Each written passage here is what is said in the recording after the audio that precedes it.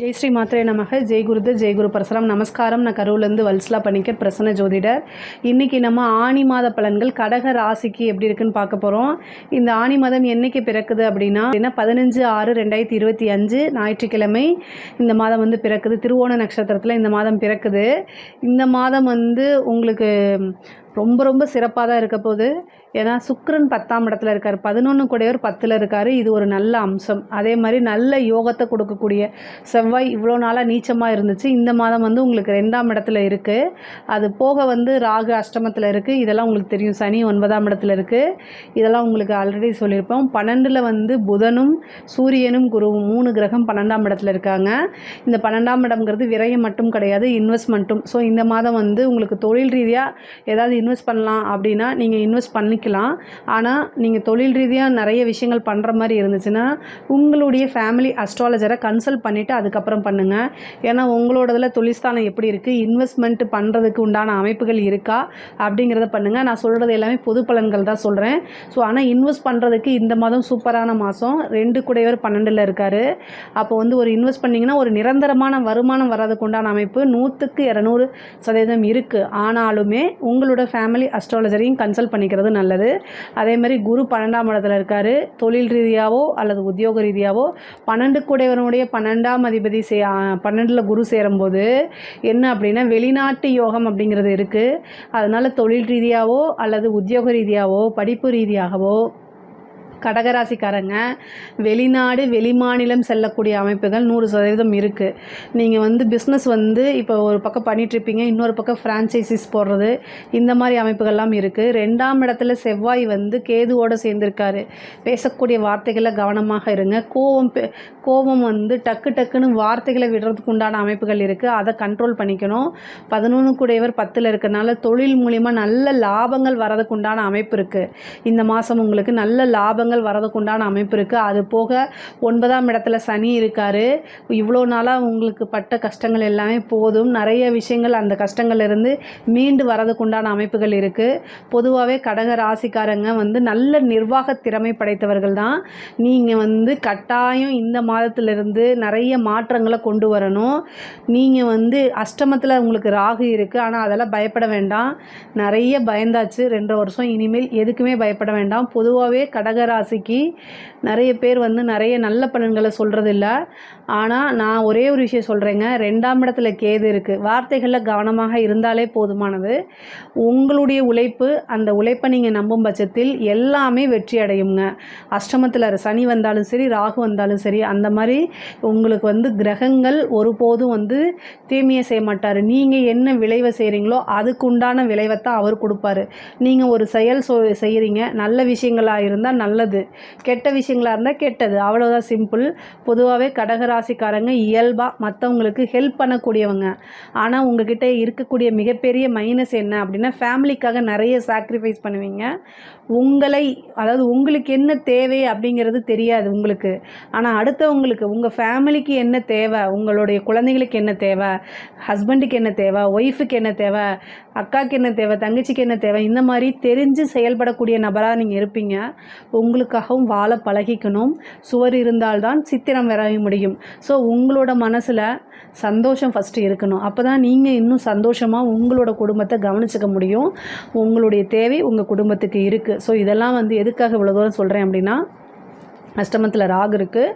So அதை நினச்சி depression ஆகாதீங்க. எல்லா விஷயத்துக்கும் ஒரு சொல்யூஷன் இருக்குது அப்படிங்கிற இதுக்கு வந்துடுங்க. பொதுவாகவே நல்லா இருக்குது கடகராசிக்கு. இனி எதுக்குமே பயப்பட தேவையில்லை. இந்த மாதம் வந்து 12ஆம் இடத்துல இருக்கிறனால அப்படியே வெளிநாடு வெளிமாநிலம் டூராவது போயிட்டு வாங்க. மைண்ட் ரிலாக்ஸ் ஆகும்.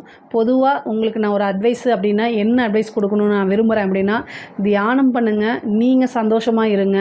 சந்தோஷமாக இருக்கிறதுக்கு என்ன செய்யணுமோ அதை அத்தனையுமே செய்யுங்க. அது தவறே கிடையாது. ஏன்னா நீங்கள் சந்தோஷமாக இருந்தால் தான் எல்லா விஷயமும் உங்களை சுற்றி இருக்கவங்க எல்லாருமே சந்தோஷமாகும். உடனே கடகராசிக்காரங்க என்ன சொல்லுவாங்க அப்படின்னா மற்றவங்களோட சந்தோஷம் தான் என் சந்தோஷமோ அப்படின்னு சொல்லுவீங்க. நீங்கள் சொல்கிறது எனக்கு புரியுது. ஆனால் உங்களோட சந்தோஷம் ரொம்ப முக்கியமான ஒரு விஷயந்தான். இயல்பாக ஆயில்ய நட்சத்திரக்காரங்க நல்ல திறமைசாலிகள். அந்த திறமையெல்லாம் இந்த மாதம் யூஸ் பண்ணுங்கள். ஏன்னா கோச்சாரத்தில் புதனும் குருவும் ஒன்று சேருது. அது 12ஆம் இடத்துல. அப்போ வந்து என்னென்னா ஒரு நல்ல இயக்கத்துக்கு நல்ல நல்ல பெரிய லெவலில் வரதுக்கு உண்டான அமைப்புகள்லாம் இந்த மாதம் உங்களுக்கு கட்டாயம் இருக்குது. தொழிலில் ஆரம்பிக்கிறீங்கன்னா இந்த மாதம் ஆரம்பிக்கலாமான்னா தாராளமாக ஆரம்பிக்கலாம். தொழிலில் நல்ல லாபம் வர்றதுக்கு உண்டான அமைப்புகள் இருக்குது. லாபஸ்தான அதிபதி எங்கே போயிருக்காரு? தொழில் ஸ்தானத்துக்கு போயிருக்காரு. தொழில் ஸ்தானத்தில் இருக்கார் கோச்சாரத்தில். அப்போ கட்டாயம் லாபம் வந்தே தீரும். அதுவும் உற்பத்தி சார்ந்த தொழில்களை சூப்பர்.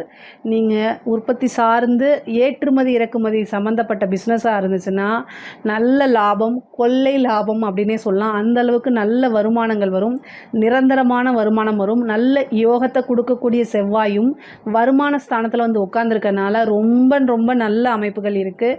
நல்ல வருமானம், நிரந்தர வருமானம் கட்டாயம் உண்டு. இவ்வளோ நாளாக நீங்கள் ஏற்றுமதி இறக்குமதி செய்யணும், எக்ஸ்போர்ட் பிஸ்னஸ் பண்ணணும்னு நீங்கள் நினச்சிட்ருப்பீங்க. ஏதாவது ஒரு டாக்குமெண்ட்டு கிளியராக இல்லாமல் இருக்கும். இந்த மாதம் ட்ரை பண்ணுங்கள், டக்குன்னு கிடச்சிரும். மிகப்பெரிய லெவலில் யோகம் அப்படிங்கிறது இருக்குது. நீங்கள் என்ன நினச்சாலும் அதை வந்து சிரமம் பார்க்காம கொஞ்சம் வந்து ட்ரை பண்ணிட்டீங்கன்னா அது சக்ஸஸில் முடியும். காரிய சித்தி உங்களுக்கு இந்த மாதம் உண்டு. விநாயகர் வழிபாடு பண்ணுங்கள். காரிய சித்தி ஆகணும் அப்படின்னா விநாயகர் வழிபாடு பண்ணுங்கள். சித்தி விநாயகர் வழிபாடு யாரெல்லாம் பண்ணுறீங்களோ அவங்க எல்லாருக்குமே காரிய தடை இருந்துச்சுன்னா கட்டாயம் அந்த காரிய தடை நீங்கிரும். அதுக்கு என்ன பண்ணணும் அப்படின்னா யமகண்டம், செவ்வாய்க்கிழமை வரக்கூடிய யமகண்ட நேரத்தில் கணபதிக்கு 2 தீபம் போடணும். அதுவும் தேங்காய் எண்ணெயில் அதில் வெள்ளருக்கு திரியை யூஸ் பண்ணுங்கள். இந்த பரிகாரம் செஞ்சால் கட்டாயம் உங்களுக்கு இருக்கக்கூடிய அத்தனை பிரச்சனையுமே தீரும்.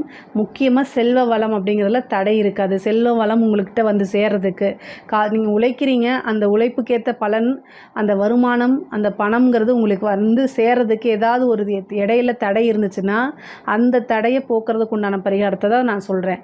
அதே மாதிரி உத்தியோகத்தில் இருக்கவங்களுக்குலாம் நல்ல ப்ரொமோஷன் கிடைக்குங்க. வந்து இவ்வளோ நாளாக நீங்கள் எதிர்பார்த்துட்டு இருந்த ஒரு விஷயம் தானாக தேடி வரதுக்கு உண்டான அமைப்பு இருக்குது. ப்ரொமோஷன் கிடைக்கிறதுக்கு உண்டானது, உயர் அதிகாரிகளுடைய பாராட்டுகளும் உங்களுக்கு கிடைக்கும். 2ஆம் இடத்துல செவ்வாய் கேது சேர்ந்துருக்கு. கவனமாக இருக்கணும். உங்களுடைய பேரை சொல்லி யாராவது ஏதாவது மிஸ்யூஸ் ஆகிறதுக்கு வாய்ப்புகள் இருக்குது. ஸோ இந்த இடத்துல ரொம்ப கவனமாக இருக்கணும்.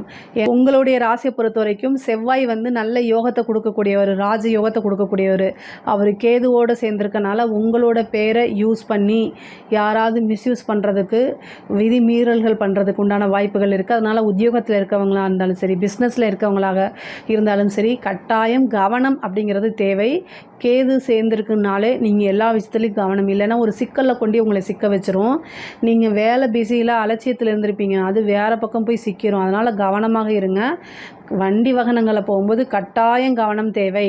வண்டி வாகனங்களை போகும்போது கவனமாக இல்லை அப்படின்னா ஏதாவது ஆப்போசிட்டில் வரவங்க ட்ரிங்க்ஸ் போட்டு தண்ணி அடிச்சுட்டு வரும்போது உங்களுக்கு தான் அது பிரச்சனையாகும். நீங்கள் நிதானமாக போங்க. இந்த காலகட்டத்தில் செவ்வாய் அஷ்டம பார்வையாக சனியை பார்த்துட்டு இருக்காரு, ராகுவை பார்க்குறாரு. அதனால் கவனமாக இருங்க. எலும்பு, மஜ்ஜை, பல்லு இந்த மாதிரி விஷயங்கள்லையும் கவனமாக இருக்கணும். ஏதாவது ஒரு பிரச்சனை வந்துச்சு அப்படின்னா உடனடியாக மருத்துவரை கன்சல்ட் பண்ணிவிட்டு ஆலோசனை பண்ணுறது நல்லது. பெரிய விஷயங்களை தவிர்க்கிறது நல்லதுங்க. ஏன்னா பல்லெல்லாம் வந்து சொத்த பல், அதனால் பல் வந்து சாதாரண பல்லு வலி நீங்கள் நினைக்கக்கூடாது. அது உயிர்கண்ட வரைக்கும் போயிடும். அதனால் பல் சம்மந்தப்பட்ட விஷயங்கள், இந்த மாதிரி விஷயங்கள்லாம் உங்களுக்கு இந்த மாதம் வரும். அதேமாதிரி இரத்த காயம் ஆகிறதுக்கு உண்டான வாய்ப்புகள் இருக்குது. அதனால் கவனமாக இருங்க. தாயாருக்கு சர்ஜரி இந்த மாதிரி இருக்குது. தந்தையோடைய சொத்துக்கள் வர்றதுக்கு உண்டான அமைப்பு இருக்குது. பொதுவாகவே சொத்து சேர்க்கை உண்டு. வீடு கட்டுறதுக்கு உண்டான அமைப்புகள்லாம் இந்த மாதம் வருது.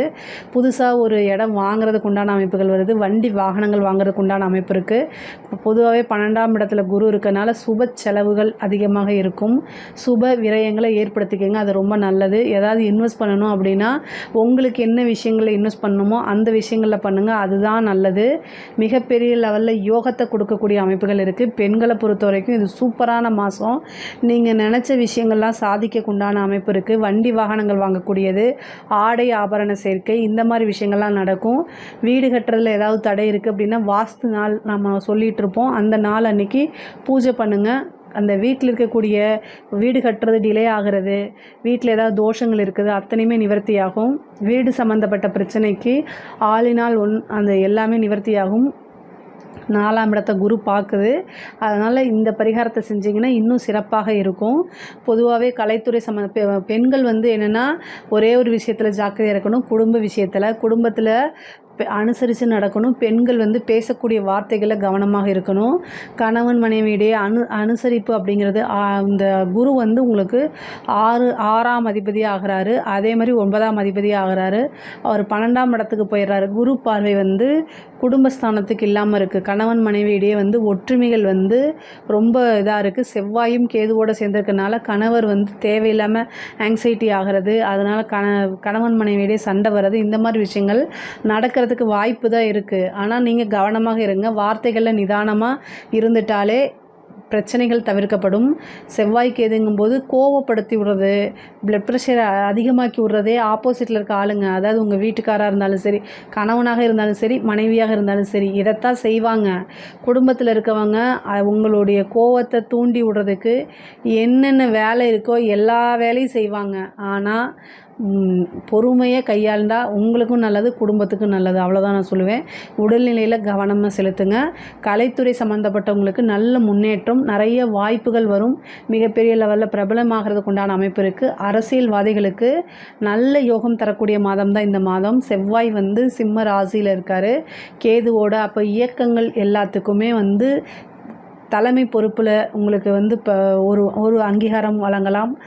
மிகப்பெரிய லெவலில் உங்களோட உழைப்புகள்லாம் அங்கீகரிக்கப்படலாம். உங்களுக்குன்னு ஒரு பெரிய பதவி கொடுக்கலாம். உயர் ஆட்கள், அதாவது உயர் இடத்துல இருந்து உங்களுக்குன்னு ஒரு போஸ்டிங் வந்துடும். பொதுமக்களுடைய சப்போர்ட் கிடைக்கும். மீடியா சப்போர்ட் கிடைக்கிறதுக்கு உண்டான வாய்ப்பு இருக்குது. மிகப்பெரிய லெவலில் பிரபலியமாகிறது. எலெக்ஷன் இந்த மாதிரி வைக்கிறாங்கன்னா அதில் ஜெயிக்கிறதுக்கு உண்டான அமைப்பெல்லாம் இருக்குது உங்களுக்கு. அதே மாதிரி அரசாங்க அதிகாரிகளாக இருந்தீங்க அப்படின்னா மிகப்பெரிய லெவலில் மாற்றங்கள் இருக்குது. ப்ரொமோஷன் கிடைக்கிறது. வெளி மாநிலம்க்கெல்லாம் வெளி ஊருக்கு, வெளி மாவட்டங்களுக்கெல்லாம் போகிறதுக்கு உண்டான அமைப்பு, டிரான்ஸ்ஃபர் ஆகிறதுக்கு உண்டான அமைப்பு, நீங்கள் எதிர்பார்த்த இடத்துல டிரான்ஸ்ஃபர் ஆகிறதுக்கு உண்டான அமைப்புகள்லாம் இருக்குது. பொதுவாகவே கடக ராசிக்கு இந்த மாதம் வந்து ரொம்ப சிறப்பாக தான் இருக்குது. இதில் ஏதாவது சந்தேகங்கள் இருக்குது அப்படின்னா கமெண்ட்ஸில் சொல்லுங்கள். கண்டிப்பாக நான் ஆன்சர் பண்ணுறேன். நம்மளுடைய சேனலை லைக் பண்ணுங்கள், ஷேர் பண்ணுங்கள், சப்ஸ்கிரைப் பண்ணுங்கள். நன்றி, வணக்கம்.